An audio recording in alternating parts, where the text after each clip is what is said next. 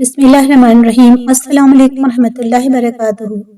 ہزاروں کروڑوں ارب درود و سلام ہو میرے نبی پاک صلی اللہ تعالیٰ علیہ وآلہ وسلم اور ان کی آل پر۔ ناظرین، آج کی اس ویڈیو میں ہم آپ کو بتائیں گے کہ فرشتوں کے سردار حضرت جبریل علیہ السلام کی پیدائش کب اور کیسے ہوئی، وفات کیسے ہوگی، اس کائنات میں فرشتے کتنی تعداد میں موجود ہیں اور حضرت جبریل علیہ السلام کی ظاہری شکل و صورت کیسی ہے، یہ سب حقائق آپ کو آج کی اس ویڈیو میں بتائیں گے۔ ویڈیو کو اسکپ مت کیجیے گا، آخر تک لازمی دیکھیے گا۔ ناظرین، اگر فرشتوں کی تعداد کی بات کی جائے تو اللہ رب العزت کے فرشتوں کی تعداد کا کوئی شمار نہیں، یہ تعداد انسانی گنتی میں نہیں آ سکتی۔ فرشتے اللہ کے ایماندار مقرب بندے ہیں جو اس کی نافرمانی کبھی نہیں کرتے ہیں، ہر قسم کے گناہ سے معصوم ہیں، ان کے جسم نورانی ہیں اور وہ نہ کچھ کھاتے ہیں نہ پیتے ہیں، ہر وقت اللہ پاک کی عبادت میں۔ اللہ پاک نے انہیں وہ قدرت دی ہے کہ وہ جو شکل چاہیں اختیار کر لیں۔ وہ جداگانہ کاموں پر مقرر ہیں، بعض جنت پر، بعض دوزخ پر، بعض آدمیوں کے عمل لکھنے پر، بعض روزی پہنچانے پر، بعض پانی برسانے پر، بعض آدمیوں کی حفاظت پر، بعض روح قبض کرنے پر،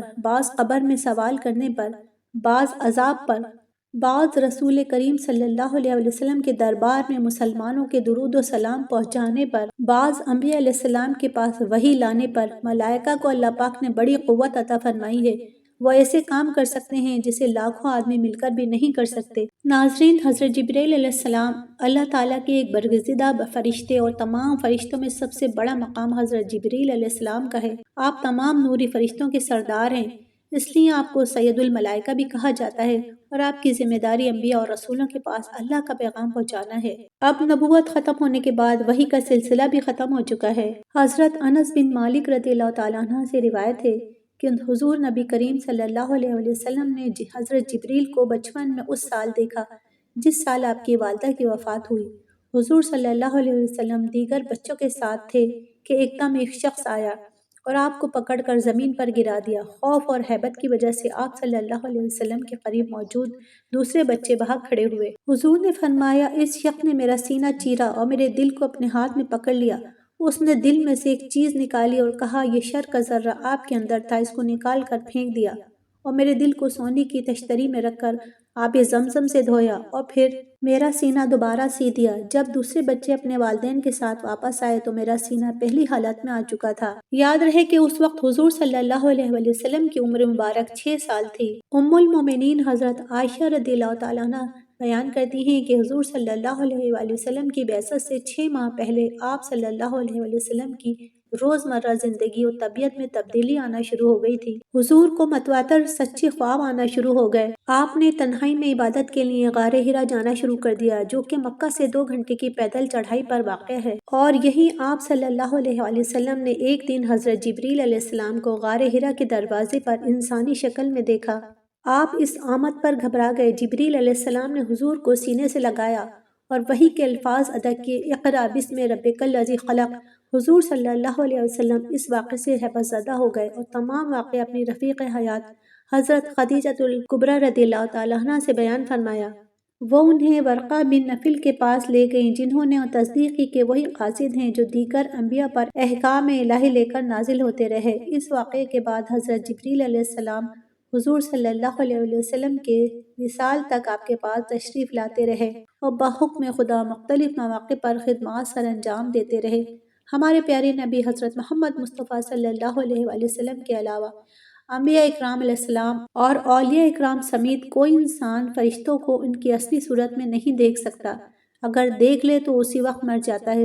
سرکار دو عالم نے جبریل امین کو ان کی اصلی صورت میں 2 مرتبہ ملاحظہ فرمایا، ایک بار پہلی وحی نازل ہونے کے بعد مکہ مکرمہ کے قریبی پہاڑ پر، جبکہ دوسری مرتبہ شب معراج سدرۃ المنتہا کے قریب۔ البتہ فرشتے جب انسان وغیرہ کی صورت اختیار کر کے آئیں تو اس وقت انسانوں میں سے خاص حضرات جیسے انبیاء، صحابہ، اولیاء اور صالحین انہیں دیکھ سکتے ہیں۔ جبریل علیہ السلام اللہ تعالیٰ کی وہ سب سے مقرر فرشتے ہیں کہ تمام انبیاء پر وحی حضرت جبرائیل کے توسط سے ہی آتی رہی ہے۔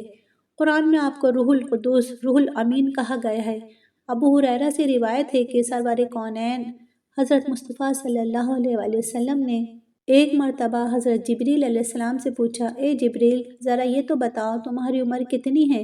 جبریل علیہ السلام نے آپ صلی اللہ علیہ وآلہ وسلم کو جواب دیا، یا رسول اللہ، مجھے اپنی عمر کا صحیح علم نہیں، لیکن اتنا یاد ہے کہ ساری کائنات کے پیدا ہونے سے پہلے اللہ تبارک و تعالیٰ کے حجابات عظمت میں سے چوتھے پردے میں ایک ستارہ چمکا کرتا تھا، اور وہ ستارہ 70,000 سال کے بعد ایک بار چمکتا تھا، اور میں نے اپنی زندگی میں وہ ستارہ 72,000 مرتبہ دیکھا ہے۔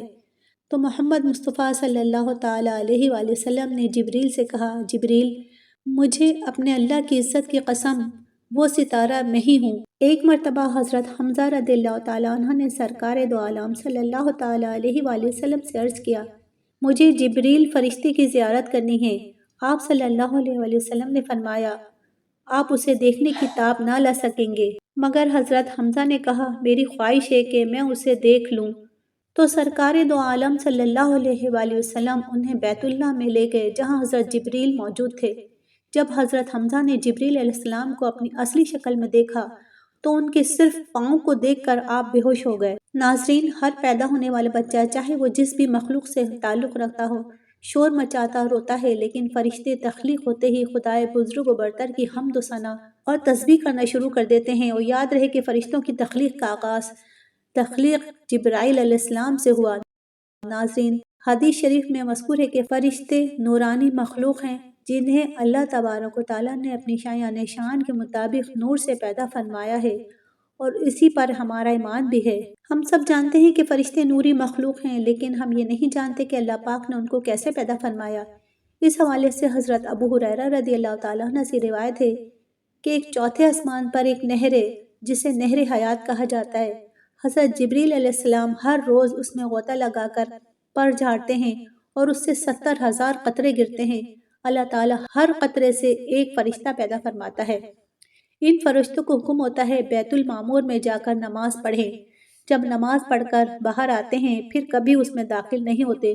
ان میں سے ایک ان کا افسر مقرر کر دیا جاتا ہے کہ آسمان میں ان کو ایک جگہ لے جا کر کھڑا کرے، پھر وہ سب وہاں مل کر خدا کی تسبیح کرتے ہیں۔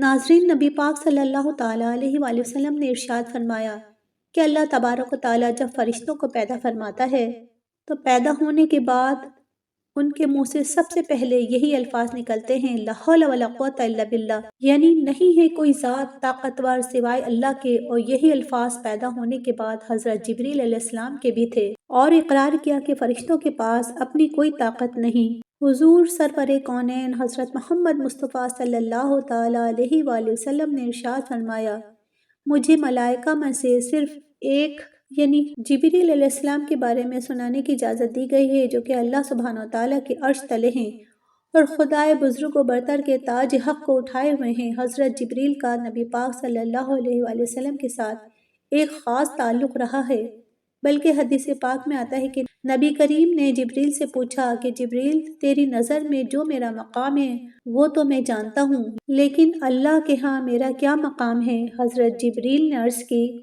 کہ میں جتنے بھی نبیوں کے پاس وحی لے کر گیا ہوں، آپ سے زیادہ محبوب اللہ کی نظر میں اور کوئی نہیں۔ ناظرین، معراج کی رات سدرۃ المنتہا پر پہنچ کر حضرت جبریل نے فرمایا کہ اللہ کے حبیب، میری رسائی بس یہیں تک ہے، سدرۃ المنتہا تک، اس کے آگے کے مقامات کو تو میں جانتا بھی نہیں۔ اگر میں نے ذرا بھی قدم آگے بڑھایا تو میرے پر جل کر خاک ہو جائیں گے، مگر آپ کے مقامات تو یہاں سے شروع ہوتے ہیں، اور آپ خود ہی اکیلے آگے تشریف لے گئے۔ دوستوں، آپ خود ہی اندازہ لگا لیجئے مقام مصطفیٰ صلی اللہ تعالیٰ علیہ وآلہ وسلم کا۔ ناظرین، ایک بار صحابہ اکرام رضی اللہ تعالیٰ عنہ کی محفل میں حضرت جبریل انسانی شکل کے اندر تشریف لائے۔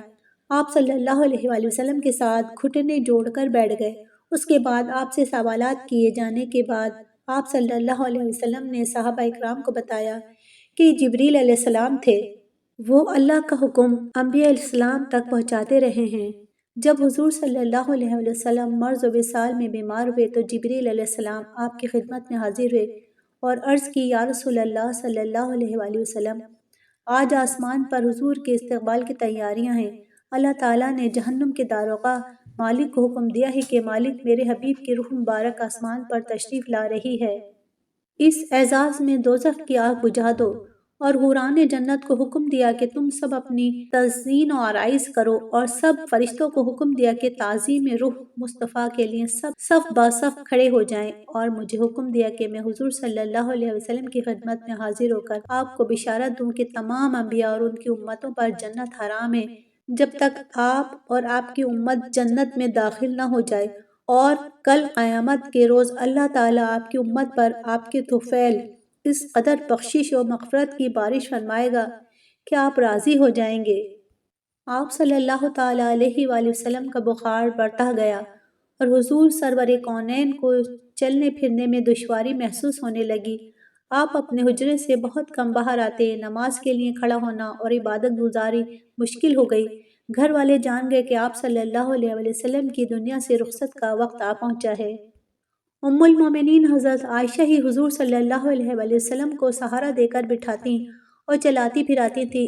ایک دن حضور کی نگاہ مبارک حضرت عبد الرحمن بن ابی بکر کی جیب میں موجود مسواک پر پڑی۔ حضرت عائشہ رضی اللہ تعالیٰ عنہ نے یہ دیکھ کر آپ صلی اللہ علیہ وآلہ وسلم سے پوچھا، کیا آپ کو مسواک چاہیے؟ آپ صلی اللہ تعالیٰ علیہ وآلہ وسلم نے سر کے اشارے سے اسباب میں جواب دیا۔ حضرت عائشہ نے اپنے بھائی عبد الرحمن بن ابی بکر سے مسواک لے کر اپنے منہ مبارک میں چبا کر اور نرم کر کے حضور صلی اللہ علیہ وآلہ وسلم کو دی۔ حضور سرور کونین جیسے ہی مسواک سے فارغ ہوئے، ام المومنین حضرت عائشہ کی روایت کے مطابق جبریل دروازے سے اندر داخل ہوئے۔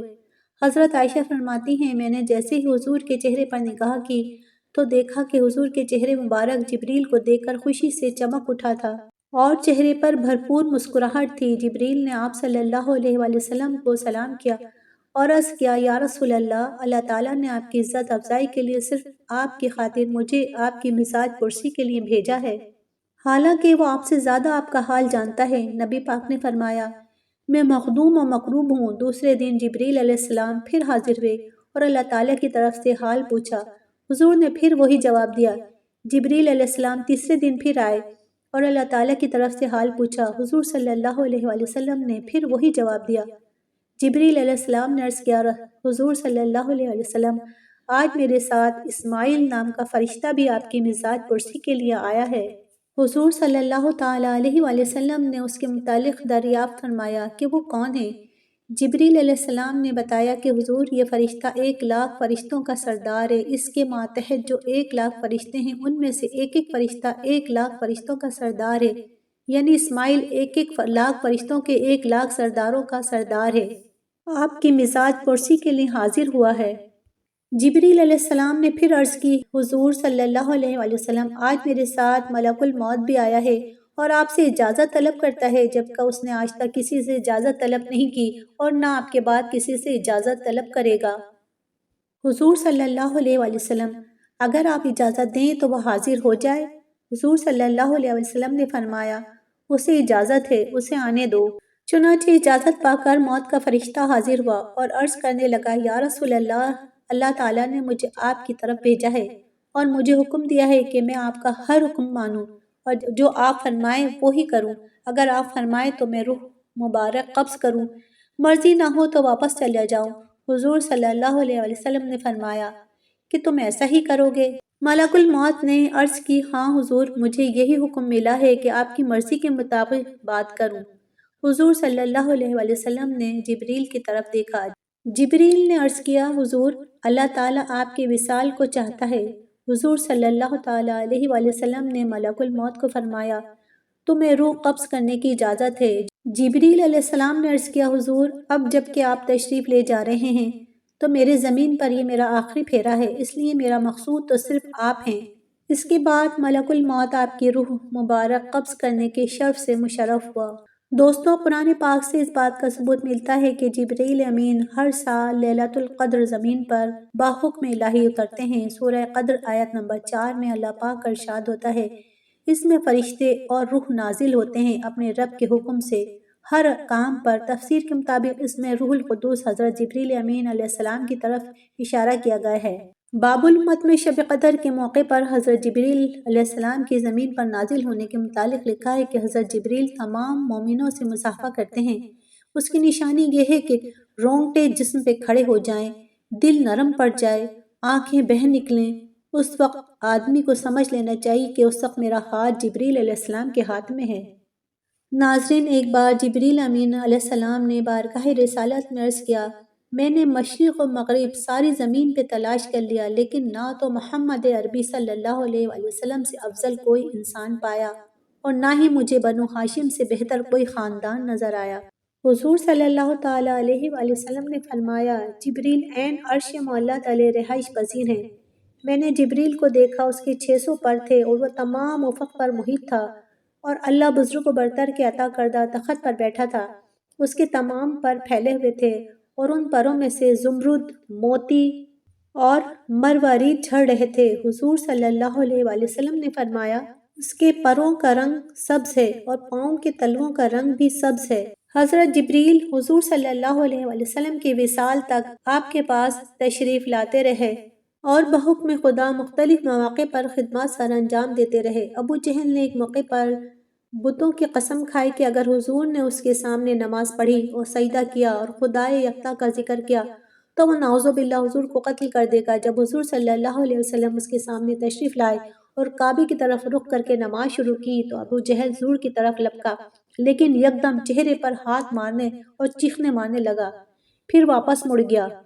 جب اس سے پوچھا گیا کہ کیا ہوا تو کہنے لگا، میں نے محمد صلی اللہ علیہ وآلہ وسلم اور اپنے درمیان آگ کا دریا دیکھا اور اس کی گرمی محسوس کی۔ حضور صلی اللہ علیہ وآلہ وسلم نے فرمایا، اگر وہ کوشش کرتا تو جبریل اسے قتل کر دیتا۔ حضور صلی اللہ علیہ وآلہ وسلم نے فرمایا، ہر نبی کے 2 دنیاوی اور 2 آسمانی ملائکہ رفیق ہوتے ہیں۔ میرا آسمانی رفیق جبریل اور میکائیل اور دنیاوی رفیق ابوبکر اور عمر۔